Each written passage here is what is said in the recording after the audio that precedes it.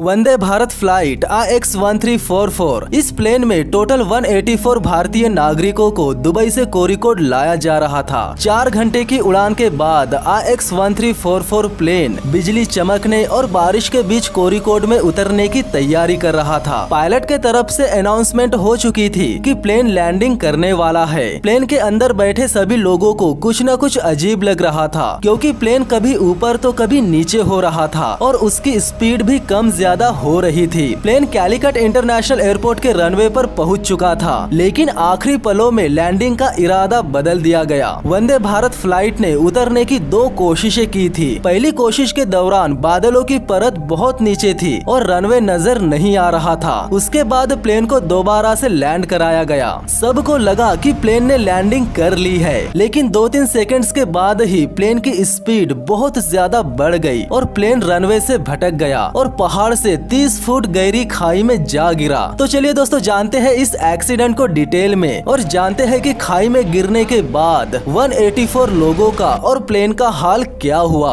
अगर आप मेरे चैनल पर नए हो तो चैनल को सब्सक्राइब कर लीजिए और साथ ही साथ बेल आइकन को भी दबा दीजिए, ताकि एक से बढ़कर एक बेहतरीन वीडियोस की नोटिफिकेशन आप लोगों तक सबसे पहले पहुंच सके। नमस्कार दोस्तों, मेरा नाम है विकी पाटिल और स्वागत है आपका रहस्य लिमिटेड चैनल पर। साल 2020 यानी कोरोना वायरस का साल, मार्च के दूसरे हफ्ते तक करीब 50 देशों ने अपनी सरहदें बंद कर दी थी। शुरुआत चीन के वुहान लॉकडाउन से हुई थी। इंडिया ने भी अपनी सरहदें बंद कर दी थी, यानी इंडिया में किसी भी देश की फ्लाइट को आने की इजाजत नहीं थी। ये कदम कोरोना वायरस से बचने के लिए उठाया गया कदम था। लाखों भारतीय विदेशों में फंस चुके थे और वापस आने का उनके पास कोई जरिया नहीं था। ऐसे में भारत सरकार ने लॉकडाउन के 62 दिनों बाद वंदे भारत मिशन शुरू किया। ये विदेशों में फंसे भारतीय नागरिकों को वापस अपने वतन लौटाने का एक विशाल अभियान था। विदेशों में फंसे भारतीय नागरिकों के लिए ये वंदे भारत अभियान लॉकडाउन में भारत लौटने का इकलौता जरिया था। अगस्त के महीने तक इंडिया ने तकरीबन 53 देशों में 2500 फ्लाइट्स भेजे थे। उनका मकसद था लाखों भारतीय नागरिकों को सुरक्षित अपने वतन में लाना। उन्हीं 2500 फ्लाइट्स में से एक फ्लाइट थी AX1344, जो कि दुबई के लिए निकल चुकी थी, ताकि 186 लोगों को वापस हिंदुस्तान के कोरिकोड में लाया जा सके, जो कि केरल का एक शहर है। कोरिकोड को कैलिकट के नाम से भी जानते हैं। कैलिकट इंटरनेशनल एयरपोर्ट पर रनवे भले ही एक है, पर फिर भी ये भारत का 10वां सबसे व्यस्त एयरपोर्ट है। हर साल यहाँ से करीब 28 लाख मुसाफिर आते जाते रहते हैं। ये हवाई अड्डा पहाड़ पर है और इसका रनवे टेबल टॉप बनावट वाला एक अनूठा रनवे है।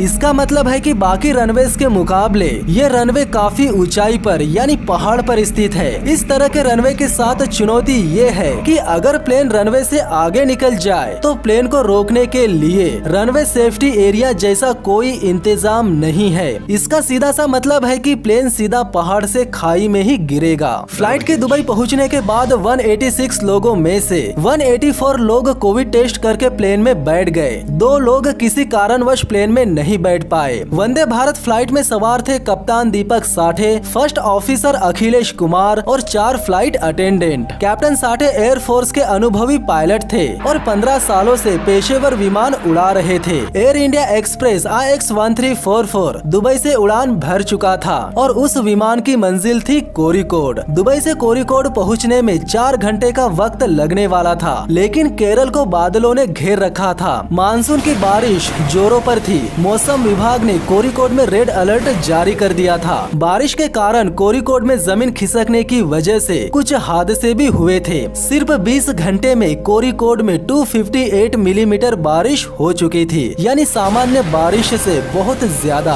प्लेन अरब सागर पर उड़ रहा था और तूफानी हवाएं उसके रास्ते में दिक्कतें पैदा कर रही थी। प्लेन लैंड होने के 1 घंटा पहले ही पायलट ने सभी यात्रियों को सीट बेल्ट पहनने के लिए बोल दिया था। इसके अलावा पायलट ने यात्रियों से कुछ भी नहीं कहा था। प्लेन में बैठे यात्रियों को वो साउंड भी सुनाई दे रहा था जो अनाउंसमेंट से पहले बजता है। और बारिश तो इतनी तेज हो रही थी कि प्लेन में बैठे सभी यात्री उस बारिश को महसूस भी कर रहे थे। आमतौर पर जब कभी भी प्लेन लैंड करने वाला होता है, तब यात्रियों को शहर और एयरपोर्ट की लाइट्स आसानी से दिख जाती है, लेकिन इस बार यात्रियों को कुछ भी नजर नहीं आ रहा था। दुबई से उड़ान भरने के करीब 4 घंटे बाद AX1344 कोरिकोड में लैंड करने की तैयारी कर रहा था। बारिश बहुत ही तेज हो रही थी और साथ ही साथ बिजली भी कड़क रही थी और बाहर हर किसी की धड़कनें तेज कर देने वाला डेंजर अंधेरा था। इतना घना अंधेरा कि किसी को कुछ भी नजर नहीं आ रहा था। पायलट ने प्लेन लैंड करने का अनाउंसमेंट तो कर दिया था, इसके बावजूद भी प्लेन को 45 मिनट तक लैंड नहीं कराया गया। कैलिकट इंटरनेशनल एयरपोर्ट के टेबल टॉप रनवे पर प्लेन दो तरफ से आ सकता है। जब प्लेन पूरब से लैंड करता है तो रनवे को 28 कहा जाता है और जब प्लेन पश्चिम के तरफ से लैंड करता है तो रनवे को 10 कहा जाता है।